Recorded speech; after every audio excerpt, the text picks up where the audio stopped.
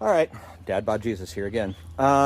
So this video was one that I promised a while ago to a friend of mine, friends of mine actually, Matt and Jennifer, to show off the chicken coop that I built. I'm pretty sure they were expecting something a little more like backyard friendly, like some of the non-HOA houses have in their backyard. So I'm going to give a little tour here of the chicken coop that I built, walk you through it, and kind of show you the surrounding ground around it. Keep in mind that this entire building was built with reclaimed materials. There is very little that I had to buy for this because I had most of it sitting around on the property, either from tearing something else down or materials that were donated to me by other friends. So I'll walk you through it. So other than that, I'm going to flip the camera around and kind of walk you through, and we're going to start from the pasture side of my chicken area. Okay, so to start, this is the pasture that is fenced off, connected to the chicken coop, which is behind me. This gate opens into a pasture where currently I have my ducks. Duck number 1, duck number 2, there's quite a few of them. But this pasture has my hoop gardens in it that we grow like vining fruit on, snap peas, melons, squash. Don't mind that rooster, he's a jerk. I got one citrus tree out here, but I've got multiple trees that I'm growing out for shade and microclimate, as you can see the big guy there. This pasture is going to have a fence over this direction. We'll walk over there and I can kind of show you how it's divided. But this will be where the chickens can be let out to roam for a bit. And the ducks will roam as well. So you can see here where the grass is taller. I recently removed a temporary fence that had been up for like, 4 years, because I just hadn't gotten to it. But there's going to be a new permanent fence that goes here with a gate in it to go between these two pastures. This area, and you can see the chicken coop there in the background, will be the chicken roaming area. Now there's a temporary fence here, and you can see my sheep and goats on the other side. That is where we plan to put a pond back there. There will be a gate through here too with a permanent fence that will go up so that I can let the ducks back and forth. And if I need to, I can let the sheep and goats in there to mow it for me. Now I don't want them in here because the hoop gardens, they would eat everything. They would kill the trees, strip the bark off of them. Sheep and goats will eat anything green that they can stomach. So now walking back over to the chicken coop here. I built this. It is 20 by 20, good sized chicken coop, and the layout was just kind of, we kind of figured out what we wanted and went with it. So on this side, we've got a walk-through here that goes down the length, and then you'll notice I've got metal siding here. This metal siding we didn't buy. It was actually off the roof of the shop that we had to redo, because as you can see there was rust and water damage, but it was good for siding and for a chicken coop. However, as some of you know from watching other videos, there is the shop right there. We had to redo the sides and the roof of it due to damage, and that is where our belongings are, some of our belongings, tools, other equipment, stuff like that we had to store during the whole house debacle, and our house is gone now. So next to it is the what we lovingly call the barn, where a lot of our other belongings are stored. So all of this metal sheathing that you see up here came off of the roof of that shop when they went to replace the roof and the sides. So I made use of it by using it for siding for my chicken coop.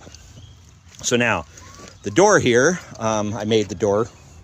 It was actually part of another chicken coop that we had on the property that got torn down during the process of eminent domain with the town of Gilbert and Maricopa County, when they were taking a strip of our land so that they could widen a road. So they tore down my old chicken coop, and this door came from it. So I kept the doors, and it fit quite nicely in the design. Several of the doors here actually came off that old chicken coop. And latch so you can get in and out. Little pull string, because you don't want to get stuck inside when you shut the door. So I'll show you how that... I mean, it's nothing genius, but if you go to do one of these, keep this in mind. So I got chicken wire and mesh, so, you know, predators and the chickens can't get out, but I got a little pull string on the inside so I can unlatch it from the inside. So here is one of my chicken runs. And again, this is all reclaimed material. So these doors were already built with all the chicken wire on them, ready to go. Even the hinges were already on them, so I didn't have to buy anything. And then inside here, get this open. So inside here, the door will go up against the wall, so the chickens, if I leave the door open, they can't get behind me and get out. I'm sorry about the rocks on the ground. They get in the way of the door sometime. So these are my older ladies here. So this is senior living over here. So when I come in to gather eggs or do something or put in new fresh mulch and chip drop, they can't run out behind me and I can leave the door open. So as you can see, they've got perch rails. These were all from old pallets and stuff. This no climb that we got on the wall here, that was actually a roll of reclaimed stuff I had sitting around as well. And then all the chip drop comes from local arborists. So this is a cool thing you can do. Local arborists, if they have to dump at a, you know, city dump or whatever, they have to pay a fee. So if you talk to them, they will dump it at your property, no problem, and leave you a whole bunch of chip drop. You just have to tell them, I don't want anything with, like, in our case, cactus or, you know, whatever undesirable Palo Verde stuff in it, because the Palo Verdes will probably sprout. So we've got a bunch of this piled up on our back of our property, and we use it to line the bottom of our chicken runs and put it where we have muddy areas so that we don't have, you know, slick, muddy areas to walk through. So these are my older ladies. These are all my tried and true egg layers. No roosters in here right now because the roosters were getting a little too aggressive, so they're in their own area at the moment.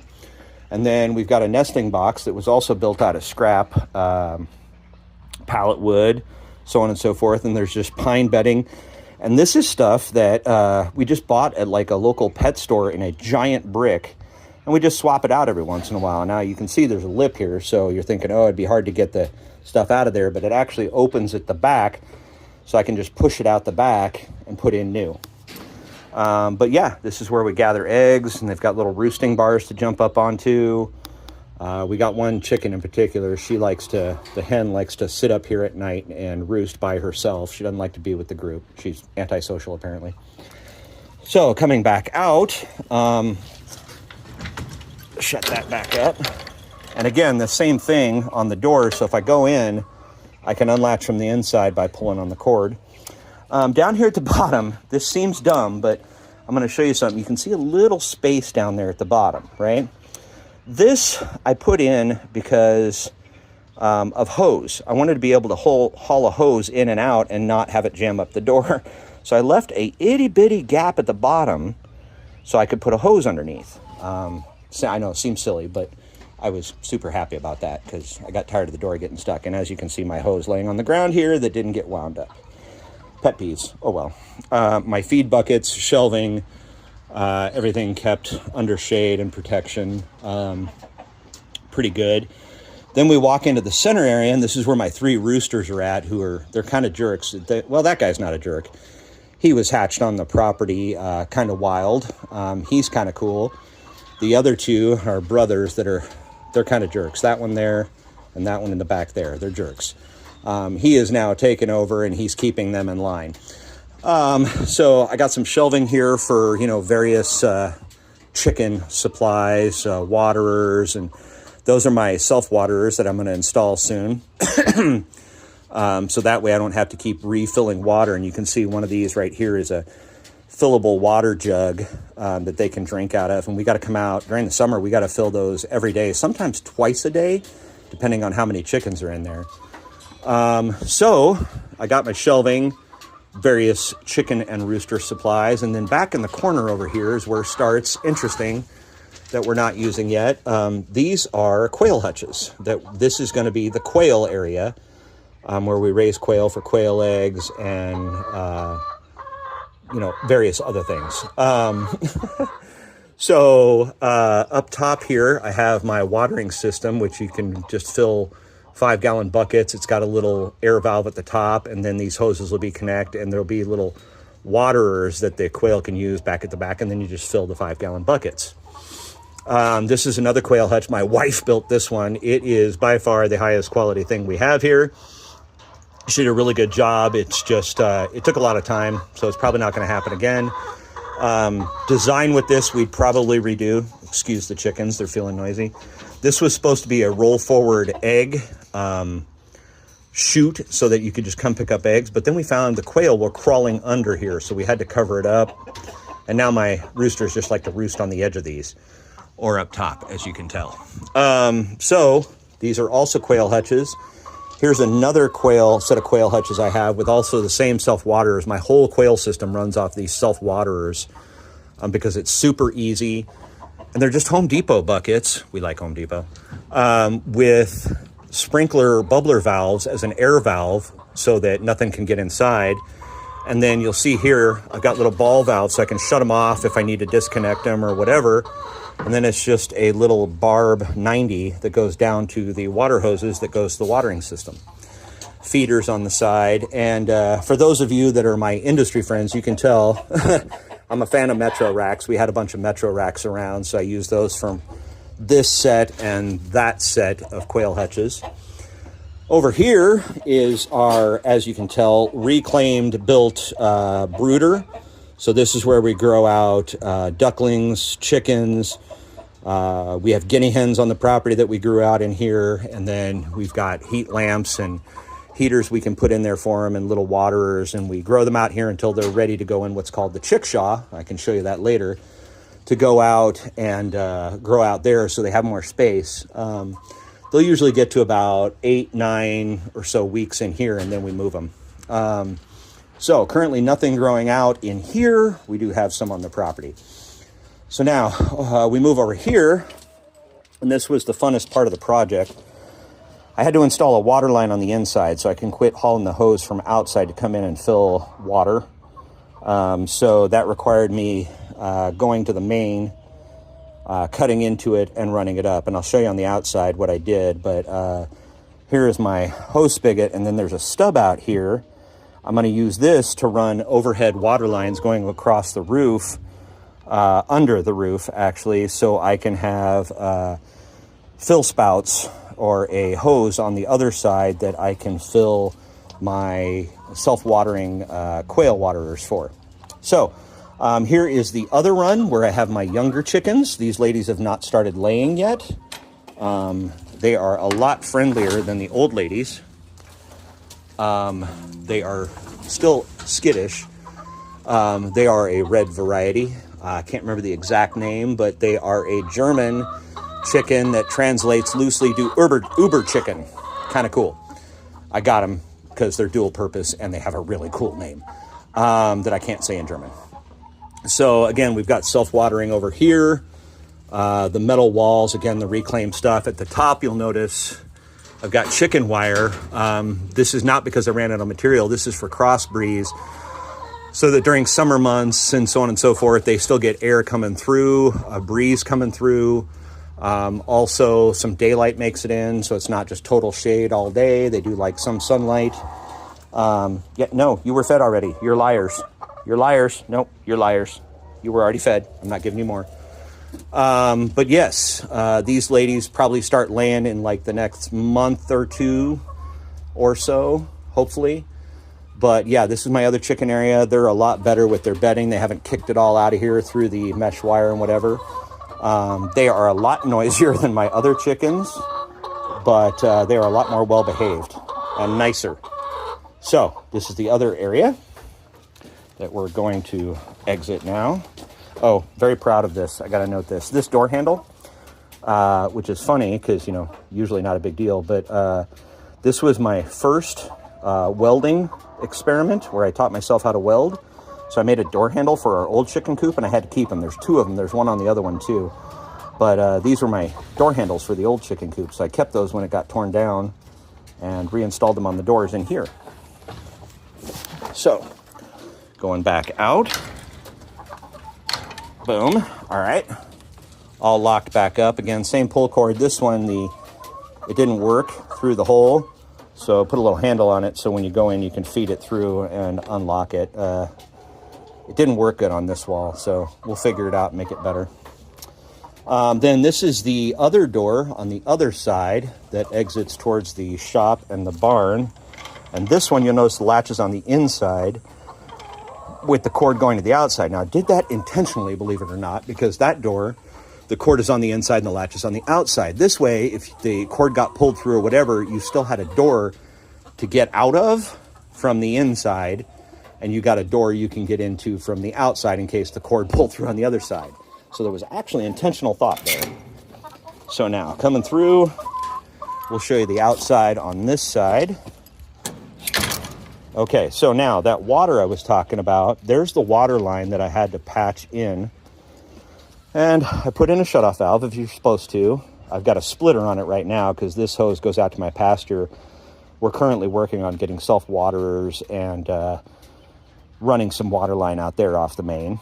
But this was originally all down here, and this hole was not here before. And I had to dig down to get to that water line, which is like the 3rd or 4th time I've had to dig down to it. It broke once about 4 years ago, and I had to go and get it patched. So I knew it was there. And a guy who helped me with fixing it, because I was, working a lot of the time, couldn't do the job all by myself, he put a shutoff valve down there. One line runs off that direction towards the old house. Another line runs back this way. We spliced off in case we ever needed water back over that way. And then one line runs over to my fountain over there that we're currently working on. And then this line runs into the chicken coop. This is an old piece of culvert that I put down to kind of guard it and keep it open. I'm going to get a lid for this so, you don't fall in there and break your ankle.